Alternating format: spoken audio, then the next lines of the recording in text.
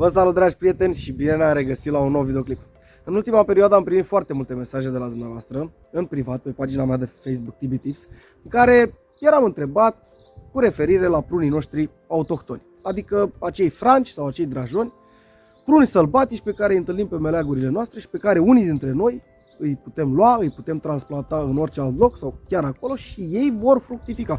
Și nu dau niște roade de neglijat, dar dau niște roade bune. După cum bine știți, o mare parte a prunilor, pentru fructificare, pentru a produce niște fructe de calitate, trebuie altoiți și de aceea există pepinierele specializate pe acest tip de producție sau pur și simplu îi altoiți dumneavoastră cu soiuri nobile în grădinile dumneavoastră.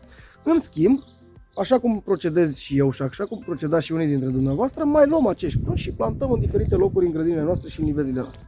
Eram în grădină, în acest moment, tocmai citeam comentariile dumneavoastră și am spus de ce nu, dacă tot este soare și bine, haideți să facem un scurt comentariu pe un prun autohton. În cazul de față am un prun tuleu gras, provenit dintr-un franc, dintr-o altă livadă de-a mea, pe care l-am transplantat în grădină. Mai sunt câteva soiuri, vânătul românesc, încă un tip de tuleu gras care la fel drajonează foarte bine și fructifică, dar o să discutăm puțin pe acesta, fiind și un prun tânăr care anul trecut a intrat pe rod și facem câteva comentarii asupra lui. Și aș începe cu forma coroanei, pentru că este foarte important acest aspect. Nefiind în intensivele mari și nefiind un soi nobil, forma coroanei ar trebui să fie una de tipul, așa cum spune toată lumea, și spun specialiștii, de tipul unui vas. Adică vă imaginați o vază de flori. Și ați văzut că la bază este mai îngustă și în partea de sus este mai mare pentru a putea ține un buchet de trandafiri, să spunem așa. În acest caz și prunul nostru ar trebui să fie dirijat prin tăierile dumneavoastră cam în același sens. Adică la tulpină, la bază, să fie cât mai îngust, iar în partea de sus el să fie precum o vază, astfel încât să poată susține rodul și a permite luminii să intre în interiorul coronamentului. Fructificarea prunilor, indiferent că vorbim despre soiuri nobile sau soiuri autohtone, este puțin diferită față de specia semințoaselor, cum o întâlnim la măr și la păr. Prunul având alte formațiuni în plus față de specia semințoaselor pe care fructifică, dar nu vom intra în detalii în materialul de azi. Pur și simplu vă voi prezenta cum lucrez eu pe interiorul acestui pom, astfel încât să formez o coroană stil vas și mai ales să vedem ce lăsăm și cam cum orientăm pomul. Este foarte important acest aspect, deoarece el trebuie să capteze cât mai multă lumină. Foarte important, încă de la început țin să vă spun că semințoasele în general, și dacă vorbim azi în cazul prunului, vorbim despre prun, fructifică foarte mult pe ramuri tinere, de până la 3 ani. Deci este foarte important ca la prun să ținem cont de aceste ramuri, să nu ne prea atingem de ele. Având în vedere că astăzi o să facem tăieri de formare și întreținere, nici de cum de fructificare, nu o să punem accent foarte mult pe acest aspect. În schimb, pe viitor, când vom prezenta alte tăieri la prun și o să merg într-o altă livadă unde prunii mei sunt mai mari și o să vă prezint acolo pe niște soiuri nobile și cum se fac tăierile de fructificare, astăzi o să ne concentrăm pe formarea coroanei. Luăm camera, detaliem puțin pomul și după aceea trecem la acțiunile propriu-zise.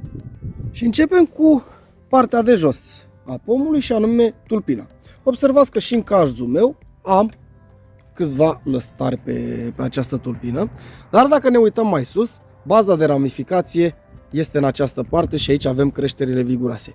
Nu are rost să-i lăsăm pe tulpină, nu are rost să încercăm să creăm vreun etaj de șarpante din această zonă, pentru că ele oricum sunt umbrite de coroana pomului, de ramificațiile de sus și astfel noi vom tăia total acești lăstari. În cazul soiurilor nobile puteți întâlni și lăstari pe portaltoi care trebuie să eliminați imediat și nu trebuie să lăsați sub nicio formă, pentru că aceștia privează partea de sus a coronamentului de sevă. Vom face tăieri la inel, adică tăieri exact în zona de îmbinare a pomului cu aceste ramuri, pentru că nu dorim să generăm alte creșteri noi. O să vedeți pe parcursul materialului că la specia semințoase tăierile sunt indicate să fie făcute numai în cea. După aceea trecem la partea de ramificație, unde vedem două șarpante principale, una de vigoare mică ce transmite alte șarpante secundare, alte ramuri secundare, niște subșarpante de vigoare mai mică. Și după cum observați, forma lui a fost oarecum sub formă de vas până în partea de sus a coronamentului. Avem acolo și niște fructe mumificate, le vom da jos pe parcursul tăierilor și privim foarte bine către coroana acestui pom și ne îndreptăm prima dată privirea în interiorul pomului, în centrul pomului. Și vom observa că aici avem nevoie de cea mai multă lumină, iar tendința șarpantelor va fi să se ducă în niște unghiuri deschise. În cazul meu de aici, observați că trebuie să iau o decizie. Și decizia mea este de a înlătura total această șarpantă care prelungește oarecum un ax. El ar vrea să dezvolte pe un ax. Chiar dacă în vârful lui am formațiuni de rod. Pentru că am nevoie de lumină în această zonă. Observați, deci șarpantele sunt egal distribuite și aceasta se duce de nebună în sus, exact în centrul pomului. Lucru pe care o să-l fac imediat. Voi elimina această șarpantă cu ajutorul unui fierăstrău. Pot folosi și foarfeca pentru ramuri groase, dar acesta este un sfat pe care vi-l dau. Și anume să nu folosiți foarfeca pentru ramuri groase la ramuri care sunt la limita în care puteți folosi foarfeca, pentru că există posibilitatea să răniți pomul exact în această zonă unde dumneavoastră faceți această tăiere. Pom fierăstrău și o eliminăm pur și simplu din acest coronament.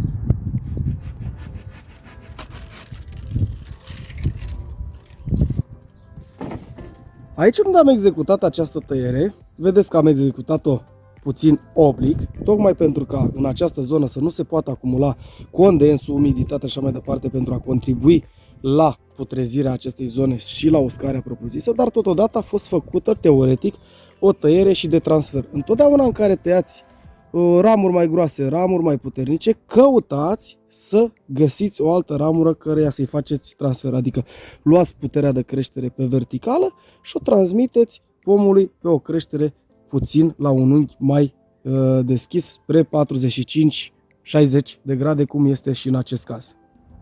După ce am reușit să echilibrăm oarecum șarpantele, le vedeți și aici, și distribuția lor este una corectă, aș putea spune eu, ne îndreptăm privirea către centrul pomului și ne uităm la toate ramurile care cresc haotic, care se îndreaptă spre centrul pomului și care nu ne folosesc în interiorul acesta. Și pe acelea le tăiați fără milă.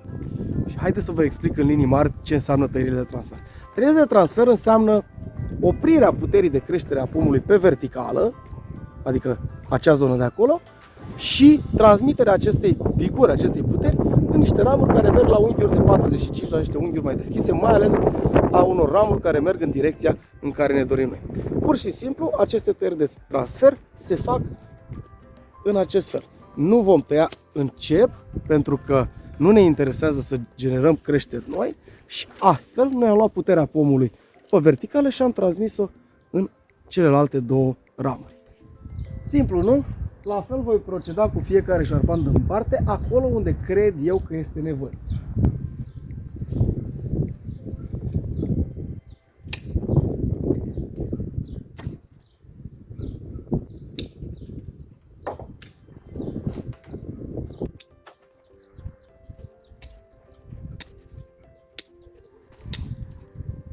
Ați văzut? Foarte simplu. Următorul pas pe care trebuie să-l facem este să ne uităm tot pe fiecare șarpantă în parte și să vedem unde avem ramuri care se intersectează sau care fac concurență, care blochează unele pe celelalte. V-am spus, vorbim despre prun tineri, nu ne interesează fructificarea. Așa că hai să luăm camera și să exemplificăm puțin în coronamentul pomului. După cum observați aici, această ramură îmi merge în această șarpantă. Bineînțeles că acum nu ne înficem să o tăiem pe aceasta. Ne uităm pur și simplu și vedem dacă există vreo soluție să putem echilibra oarecum aceste conflicte care se creează. Văzând că aceasta este mai viguroasă, aceasta este mai slabă, o putem elimina pe aceasta fără problemă. Dar eu vreau să o elimin într-un fel în care să-i dau și o șansă de redresare, dacă aș putea spune așa. Și atunci vin și fac o secțiune în această parte a fost făcută o tăiere de transfer, acea ramură din vârf era rănită de către mine și de aceea am secționat-o și astfel încât eu i-am dat putere ca ea să plece în această zonă unde pur și simplu coroana nu este garnisită și nu ne deranjează cu nimic. Dacă observați, ea va crește aici dacă reușim să dezvoltăm această parte. Iar aici survine o altă problemă și aici vedem cum se realizează o tăiere, dacă am putea spune noi încep. Nu-mi convine unde merge această ramură de vigoare mică și o să încerc să-i fac o secțiune încep pentru a-mi genera creșteri anul viitor. Normal, eu ar trebui să o secționez în această parte cu speranța că se va dezvolta asta, dar nu o să fac acest lucru. O să o secționez aici și o să o secționez, am o mugure care se îndreaptă în această zonă și o tai încep de aici, poate generez o creștere din acest ciot în această zonă.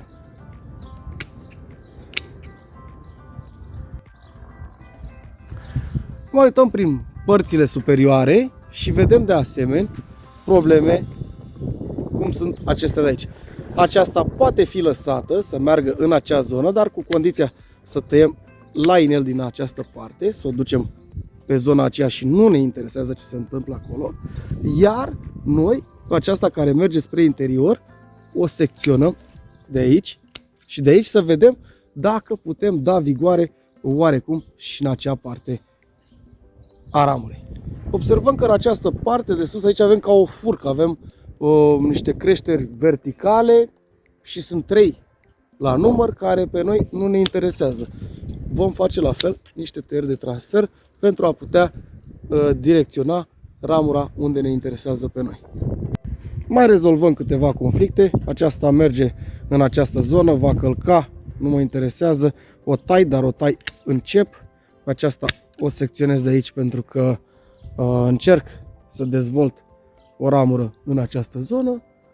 Așa cum am spus, dăm și fructele acestea mumificate jos pentru că nu ne interesează ca ele să fie în pom. Aici am un conflict oarecum, chiar dacă aceasta este mai bine dezvoltată, voi face o tăiere încep pentru a genera o creștere în acea zonă, iar pe aceasta o voi îndepărta la inel pentru că nu mă interesează.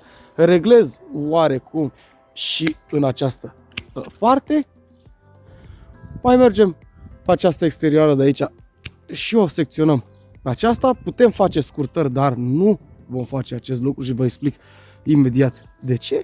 Și ne mai uităm și vedem totuși că această ramură din această zonă ne cam deranjează. Merge spre interior și așa o eliminăm total.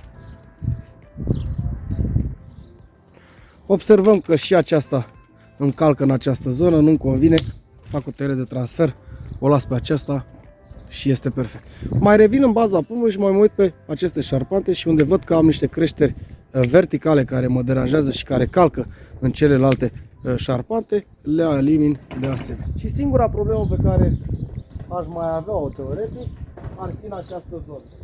Am 3 ramuri aici care pur și simplu nu-mi convine zona lor de creștere și eu o să aleg să renunț la aceasta pentru a da o vigoare în această parte și a echilibra pe partea cealaltă. Și cam asta a fost de făcut la prunul meu autohton, tânăr de 5 ani, dacă nu mă înșel, nu, 4 ani. Haideți să luăm cu camera, să detaliez puțin ce am făcut și după aceea vă voi explica de ce nu am tăiat aceste ramuri și de ce nu trebuie nici dumneavoastră să o faceți. După cum vedeți, pomul a căpătat formă, șarpantele sunt distribuite corect, echilibrate, da? Avem lumină suficientă pe centru și căutăm să păstrăm această lumină pe toată durata vieții pomului și avem chiar și câteva formațiuni de rod în acest pom. Dar nu am făcut o tăiere pentru fructificare, deoarece nu mă interesează acest aspect pentru că pomul nu este dezvoltat la toată vigoarea lui. Iar aceste creșteri pe care v-am spus eu, nu le scurtați, pentru că dacă le veți scurta, pur și simplu, ele vor genera alte creșteri. În special, la specia sâmburoaselor, ramurile de un an, adică creșterile anuale, nu se scurtează decât într-o singură condiție. Dacă ele sunt garnisite cu rod pe toată lungimea lor, atunci puteți să scurtați o treime. Dacă ele sunt garnisite cu rod doar în vârf, atunci nu le scurtați deloc. Așa că, dragilor, nu lăsați soiurile autohtone românești să se piardă. Unde le găsiți, plantați-le, păstrați-le. De exemplu, eu din vânătul românesc fac un magiun extraordinar. Îl întrece pe cel din comerț renumit, dar nu pot să-i dau numele pentru că i-aș face reclamă. Și probabil că și dumneavoastră faceți la fel. În plus de asta, uleiul nostru gras a fost folosit și este renumit ca dând cea mai bună țuică, așa cum spunem la noi, sau pălincă, sau așa mai departe. Am un uleu gras domestic, cum se numește la noi în zonă. Are o particularitate că el rodește aproape în fiecare an, rodește mult mai bine decât celălalt uleu gras. Singurul lucru, nu are concentrație de zaharuri atât de mare ca uleiul gras normal, deși uleiul gras acesta autohton din Frank și de asta numără vreo 80 de soiuri, dar nimeni asta să le cerceteze. Cam despre asta este vorba. Încercați să dați o simetrie coroanei, încercați să distribuiți corect șarpantele, astfel încât să nu avem mai mult într-o parte, mai puțin în alta. Vizual vă veți da seama foarte simplu și întotdeauna lăsați mâinile plăcere. Iar dacă dumneavoastră ați format coroana în acest fel, prin acele tăieri corecte de transfer, printr-o încadrare a pomului în spațiu de asemenea foarte bună, în cazul în care voi aveți pomii stânga în dreapta, să vedeți să nu se intersecteze, eu zic că totul este perfect și veți reuși să vă creați o livadă chiar din prune autohton, dacă nu vă permiteți să creați o livadă din soiuri nobile. Pentru că și soiurile nobile, așa cum știți, sunt foarte pretențioase și este posibil ca în unele zonele țării să nu meargă. În schimb, francii noștri de pe meleagurile noastre trăiesc aproape oriunde și se duc până pe la 800 de metri altitudine, uneori pe pungile termice, chiar și mai sus, în funcție de expoziție, în funcție de înclinație, în funcție de incidența razelor solare. Dar dacă vă interesează și aceste aspecte, spuneți-mi și o să discutăm despre ele într-un alt videoclip. Iar până atunci eu vă doresc toate cele bune. V-am pupat!